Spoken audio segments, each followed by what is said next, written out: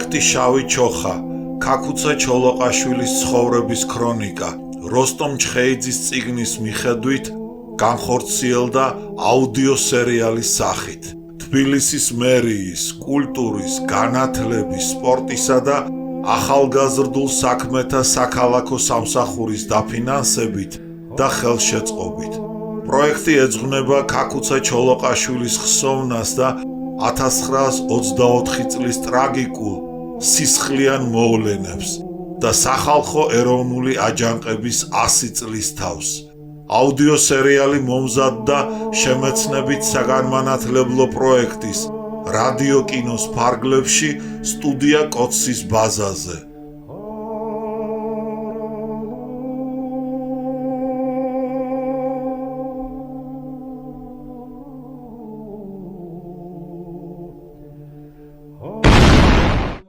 როსტომ ჩხეიძე, შავი ჩოხა, ქაქუცა ჩოლოყაშვილის ცხოვრების ქრონიკა.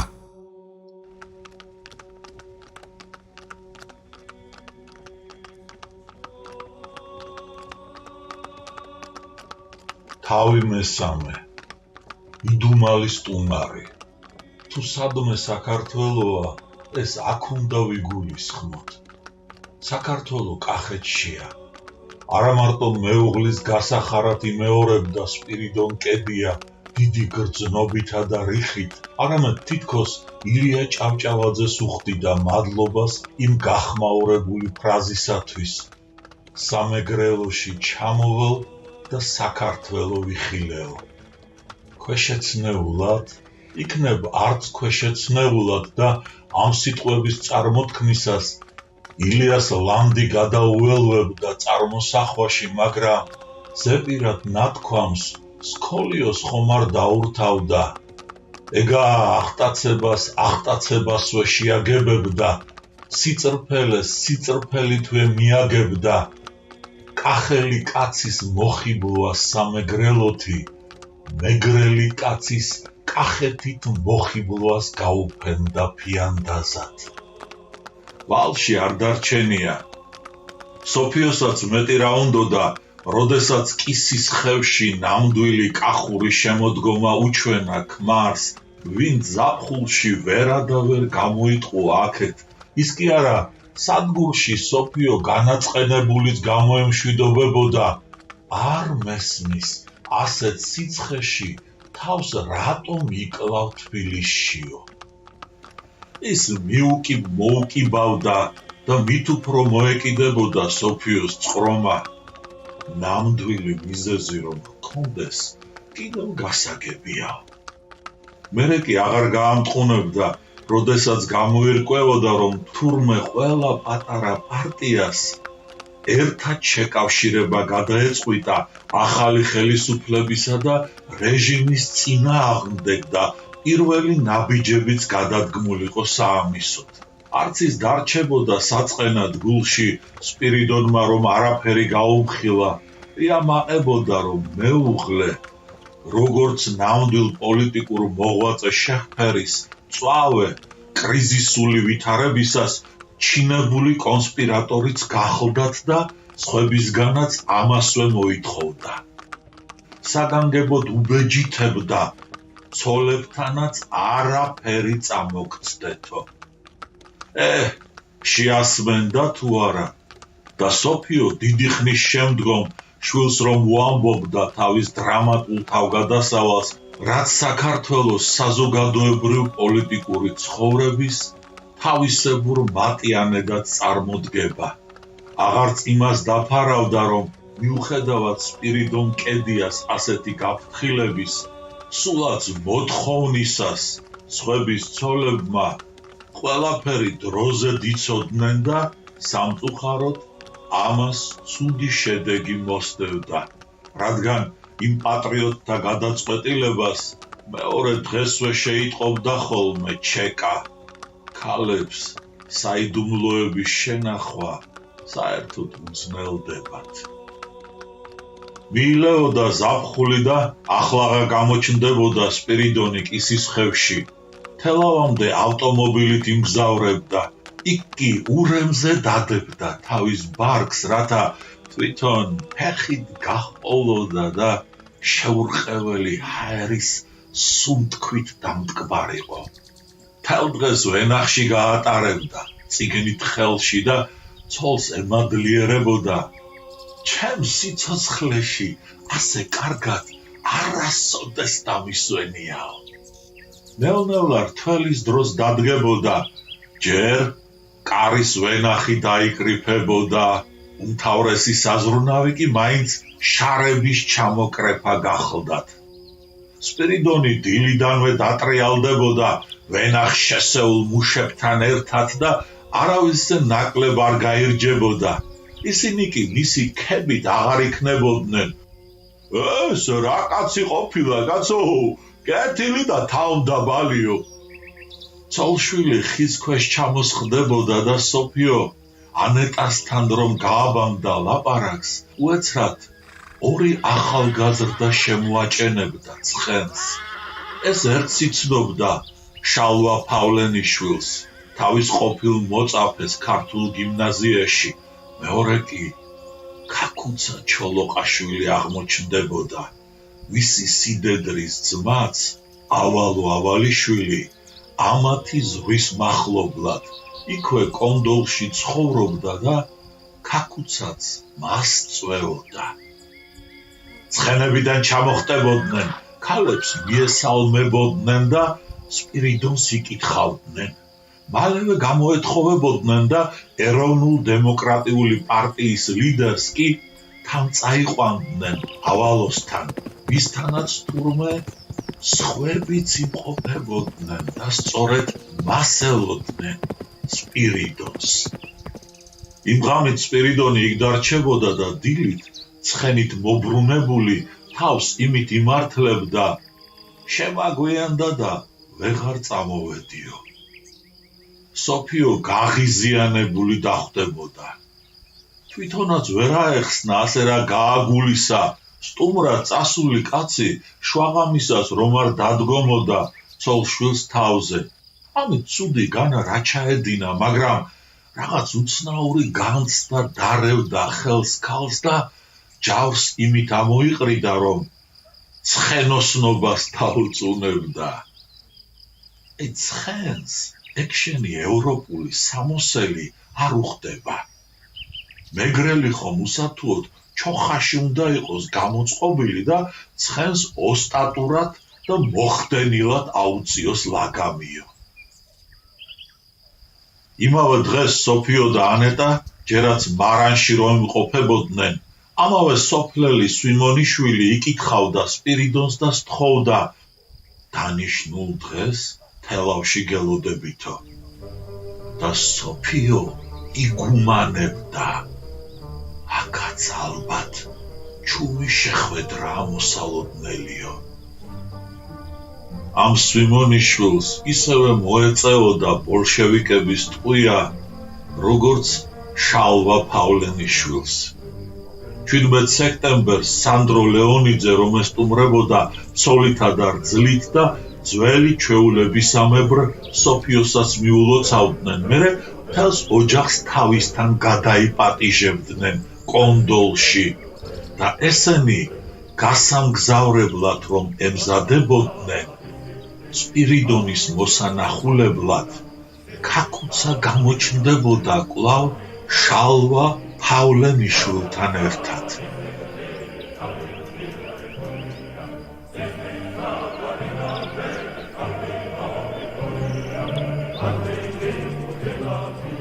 საშინლად გამიკვირდა ამ დარდიმანდი მოკეიფე ყმაწვილის ასეთ მოკლე ხანში ეს მეორედ მოსვლაო.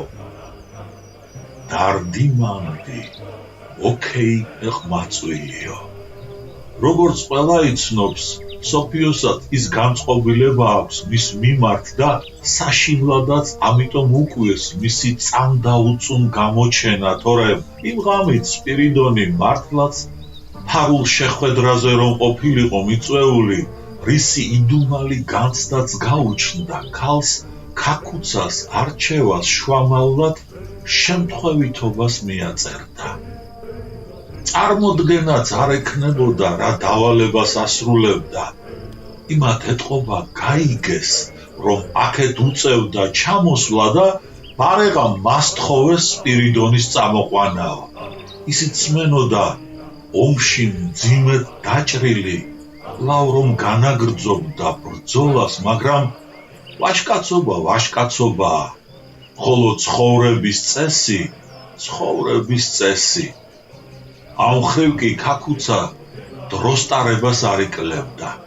თუმცა ესაა, რომ სილაღის დროსაც დიდი თავდაჭერილობით გამოირჩეოდა და არავის ახსოვს აყალ-მაყალი ეტეხოს.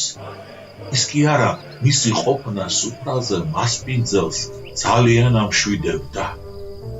აქ უსიამოვნო არაფერი მოხდებაო. დაშოშმინებაც არავის უწევდა. ეგაა რაღაც აუხსნელი რიდი ისადგურებდა სუფრაზე და ქეიფსა და დარდიმანდობაში ჩაძირულთ, წამით არავიწყდებოდათ, ვის შემოსხდომოდნენ გვერდით. აუხსნელი რიდი იმიტომ, რომ ასეთი ვაჟკაცობითა და გაბედულობით ბევრი თუ არა საკმაო მეომარი გამოირჩეოდა. ქაქუცა ჩოლოყაშვილის მაშინდელი საქციელი უჩვეულო გამონაკლისი სულაც არ ყოფილა, მაგრამ თვით ისინიც საარაკოდ რომ შემორჩენილიყო მათი თავზე ხელაღებული მოქმედება, ქაქუცასთან ისეთ მოკრძალებას ჩენდნენ, როგორსაც შეგირდი მწვრთნელის წინაშე. და მაინც სად გულდინჯი, გამუდმებით საქმეებში ჩაფლული, ყველას ჭკუის საკითხავი პოლიტიკოსი და სად დარდიმანდი, მოკეიფე ყმაწვილი.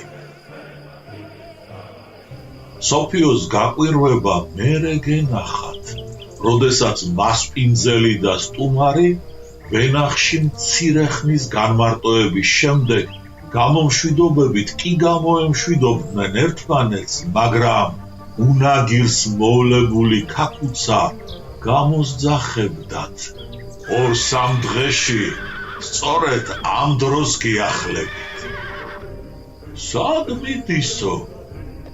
ეკითხებოდა სოფიო ქმარს, გაჰყურებდა თითქოს და ფრთებ გამოსხმული მერნის გადაელვებას და ის რომ მიუგებდა თბილისში მთებზე მოკლე გზებითო.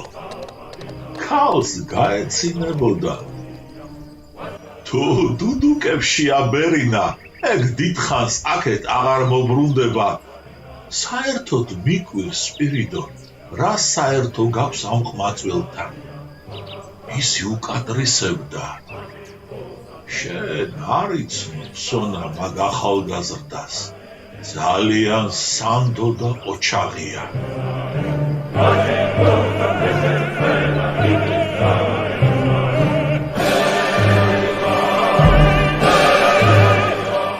მის სიყოჩაღეს არც არავინ უარყოფდა, მაგრამ სანდო? არა, შესაძლოა სანდოც გახლდათ, მაგრამ სპირიდონ კედიას მაინც სად გამოეცადა მისი სანდოობა. ასეთი დაბეჯითებით რომ ირწმუნებოდა. სოფიოს როგორ სჯეროდა მეუღლის, მაგრამ ამჯერად გულში ზეიმობდა. აი დანაპირებს რომ ვერ შეასრულებს ეს სანდო და ყოჩაღი ყმაწვილი. ერეც მიმტკიცო სპირიდონმა მისი სიტყვების პატრონობაო. არადა, თვითონ წაუხდეს ნირი. ეს ჩემთვის გასაოცარი იყო. გასაოცარი იქნებოდა ქაქუცა თავის სიტყვას ზედმიწევნით რომ შეასრულებდა და ცხენს მესამე დღეს მათ ეზოში შემოაქროლებდა. როგორც ჩანს, რაღაც უფრო მნიშვნელოვანი ხდებოდა, ვიდრე დუდუკებზე შებერვა გახლდათ. მოგვიანებით ინანებდა, ძალიანაც ინანებდა სოფიო. ალბათ მეტისმეტად მკაცრი ყოფილვარ, რადგანაც ქაქუცაში ვხედავდი მხოლოდ მოკეიფესა და დარდიმანდსო და საგულისხმოა ეს მონანიებაც და იმის გამჟღავნებაც, მცდარი წარმოდგენა რო შექმნოდა კაცზე, ვინც ქედუხრელობისა და თავისუფლებისაკენ სწრაფვის სიმბოლოდ შემორჩენოდა საქართველოს ისტორიას. ალექსანდრე ბატონიშვილის ბადალ მოვლენად მისი სახელის ჩუმხსენებასაც უნდა ეთრთოლებინა სახელმწიფოებრიობის ამოგების წყურვილი და ამ გზის გაგრძელებისათვის შეემართა. სხვას იქნებ თავიც გამოედო, ყველა დარდიმანდად და მოკეიფეთ რომ მოიხსენიებდა, მე იმ თავითვე გამჭვრიტე მასში ეროვნული გმირი. დამოუკიდებლობისათვის ბრძოლის წინამძღოლიო, მაგრამ სოფიო ჩიჯავაძე იმ სიწრფეის ადამიანია. ვერაფრის დიდებით ვერ წარმოუდგენია მოგონებისას რაიმე თუნდ ოდნავ შეცვალოს ან შეალამაზოს და ყოველთვის ლამობს ზუსტად აღადგინოს ადრინდელი განწყობილება. ის პასაჟიც უთუოდ სამახსოვროა. სოფიოსგანაც რომ გებულობთ, თუ როგორ შემოჭრილა მაშინდელ საზოგადოებრივ ცხოვრებაში ქაქუცა ჩოლოყაშვილის სახელი და თუ ვინმეზე ლაპარაკობენ ბევრს, უპირველესად მასზე. აკებდნენ მის რაინდობას, ამავე დროს მის გულახდილობას და თავმდაბლობას. ყველასათვის საყვარელ ადამიანად იყო მიჩნეული ეს გულმხიარული ყმაწვილი. უნებურად არსენა მარაბდელის ერთი სცენა ხომ არ წამოგაგონათ ამ პასაჟმა. მთელი ქვეყანა არსენაზე ლაპარაკობს და ვერ გამიგია ვინ არის, რა კაცია და რა მოუპოვა ამდენი სახელი. იკითხავს თუ არა ალექსანდრე ჭავჭავაძე, ყოველი მხრიდან უნდა მიაყარონ. ოჩაღი ბიჭია, ნამდვილი ვაშკაცია, უძლეველი მოჭიდავეა, მოჯირითეა, ძალიან ლამაზია, ძალიან ლამაზია, მარდია და თამამი. ალექსანდრე ჭავჭავაძეს ეს ამხელა ჩამონათვალი ოდნავადაც ვერ დაუცხრობს ცნობის წადილს და ვერ მიახვედრებს არსენას სახელის ამაღლების ნამდვილ მიზეზს. რაკიღა მკაფიოდ ხედავს, რომ საქართველოს სავსეა ყოჩაღი ბიჭებით, მოჭიდავეებითა და ლამაზებით, მაგრამ მათი სახელი არსენას ოდნავადაც ვერ დატოლებია. რაო, ზალ ბარათაშვილი რას ამბობს? ვეჟო, მოახლე მომტაცა და ხაჩაღად გავარდა. ან ამ ცნობამ როგორ დააკმაყოფილოს გოგჩა შემოქმედი, როდესაც იმხანად ჩვენს ქვეყანაში ყოველ წელს 10,000 ქალს მაინც იტაცებდნენ და თითო ტყეში 5 ყაჩაღი მაინც იჯდა. მათი ვინაობა კი ვის აინტერესებდა, არადა რაც იმ წელს გლეხის ოჯახში ვაჟი დაბადებულა, თითქმის ყველასათვის არსენა დაერკმიათ.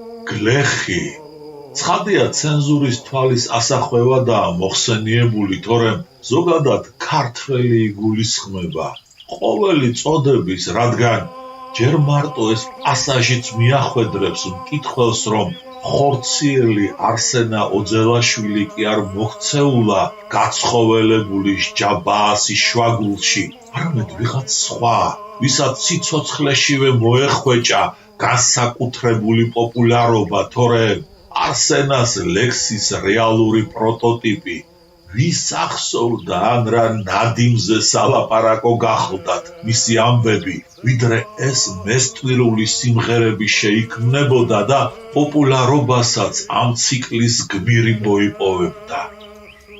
ლიტერატურული პერსონაჟი თავისი რომანტიკული მონუმენტურობით. ქაკუცა ჩოლოყაშვილს კი არ დასჭირდებოდა ლიტერატურულ გმირად ქცევა.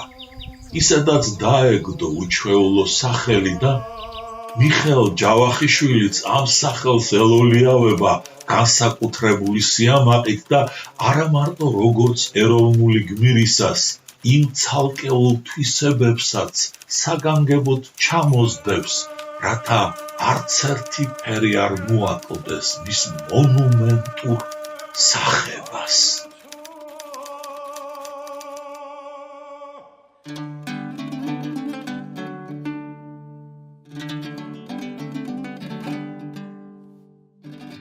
სიმარდე ცეკვის ხელოვნებასაც გულისხმობს, რაც იმ წამოძახილებში ასე უშუალოდ არ გაისმის, მაგრამ ამ ხრივაც რომ განთქმულიყო, თავისებურ შარავანდედად ესეც გადმოჰფენოდა მის სახებას.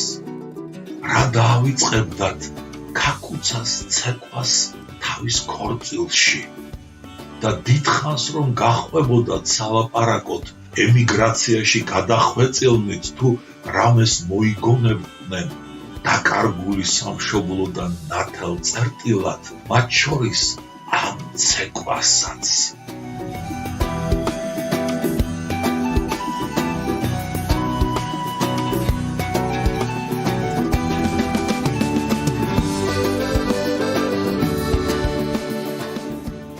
რომელსაც ნება უნებლიეთ საზოგადოებრივი მნიშვნელობა შეეძინა და სულიერ ხელმოსაჭიდადაც ამიტომ დარჩენილიყო. და მიხეილ ჯავახიშვილი არსენა მარაბდელში თავიდანვე რომ ჩახატავდა ცეკვის სურათს, ჩანაფიქრი ის იქნებოდა, რომ ქაკუცა ჩოლოყაშვილის ხასიათისა და ბიოგრაფიის ეს სახიერი დეტალიც არ გამორჩენოდა.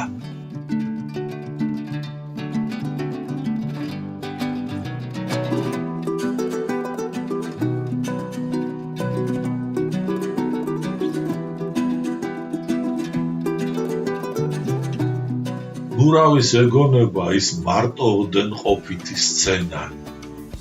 ქაკუცა მოლამდება, არსენა ოძელაშვილი სამჯერ რომ შემოულის წრეს შედგება, დოინჯ შემოიყრის და მაცხარ ორბის თვალებს 3000 კაცს მოავლებს. ქაკუცას მოლამდება, არსენა ყველაფერს რომ ათამაშებს, ეხებს, თეძოებს, მხრებსაც, თავსაც, თვალებსაც და ულვაშებსაც. ქაკუცას მოლამდება, არსენას ყველა მხილველი, ასე რომ გაუოცებ დაუმუნჯებია. ამოდენა ბრგე ვაშკაცი, ვეებატანის ყოველ ასოს, ესოდენი სიმარდით ასე როგორ ატოკებს, რომ ზურნის გიჟურ რიტმს ერთი ტაქტითაც არ ჩამორჩებაო. ახლა ყველა სარბიელზე უნდა გამოეცადა გრიგალისებური ქროლვის უნარი. აღმოსავლეთ ევროპისა და თურქეთის ფრონტებზე უკვე გამოცდილიც და დადასტურებულიც, მაგრამ ნამდვილი ქაკუცა ახლა უნდა დაბადებულიყო.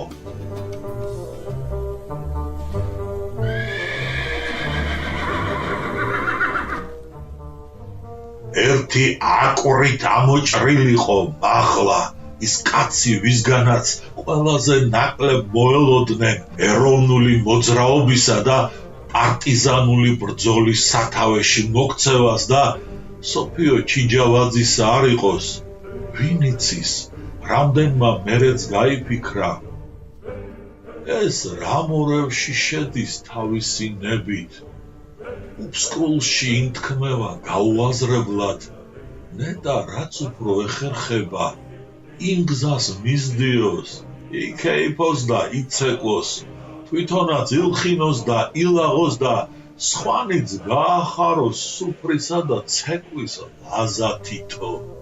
ვითომ თავისი ნებით? მაშ ის რა იყო, ასე რომ აეკვიატა და აფორიაკა. რა ხმა, რა კარნახი, რა ბიძგი, რა ძალა. ამდენი ვეღარ გაერკვია. ერთი ისიცოდა, იმას გრძნობდა, რომ ამ იდუმალი ხმის შემოტევას ვეღარ გაუძლებდა და მეორედ შობის მისტერია მასაც უნდა განეცადა მითოსური გმირებივით, რომელთა ბიოგრაფიებიც უამისოდ არ სათქმულიყო და საყოველთაო კანონს არც ქართველთა მოდგმა გამოაკლდებოდა. ამირანი დაიბადა, გოჩსა გავდა ხულასაო. ომში მძიმედ დაჭრილი კვლავ განაგრძობდა ბრძოლასო. საბრძოლო ნათლობა პირველ მსოფლიო ომში მოუწევდა ავსტრიის ფრონტზე.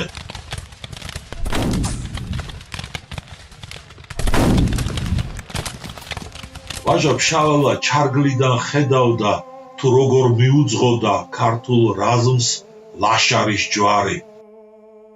ხრუბლებიდან გამომჭვირვალე მხედრის სახებით. ნეტა ქაკუცასაც თუ შეემჩნია ის ნათელი, წინამძღვრად ამობრწყინებული. არას გვამცნობენ მისი ბიოგრაფოსები. არადა ისეთ გულახდილობას იჩენდა ალექსანდრე სულხანიშვილსა თუ შალვა ამირეჯიბთან. შეუძლებელია ერთხელაც არ დასცდენოდა რაიმე იმ ღვთაებრივ ხილვაზე.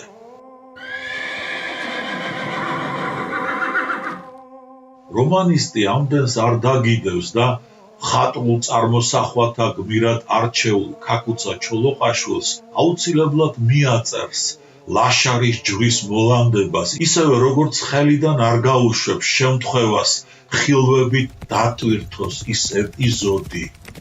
სპარსეთის ფრონტზე გადასროლილი ქაკუცა თავისი ასეულით უჩვეულო რეიდს რომ განახორციელებს, გადაივლის მესოპოტამიის უდაბნოს და ინგლისელებს შეუერთდება.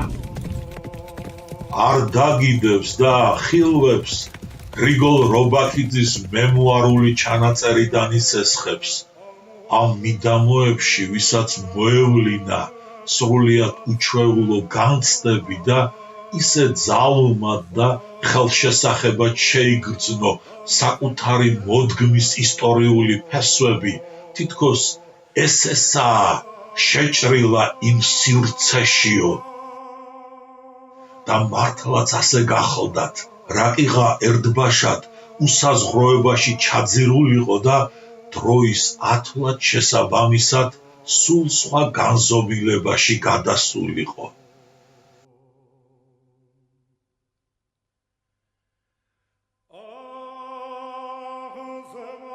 შემეცნებით საგანმანათლებლო პროექტი რადიო კინო მზადდება სტუდია კოცის ბაზაზე.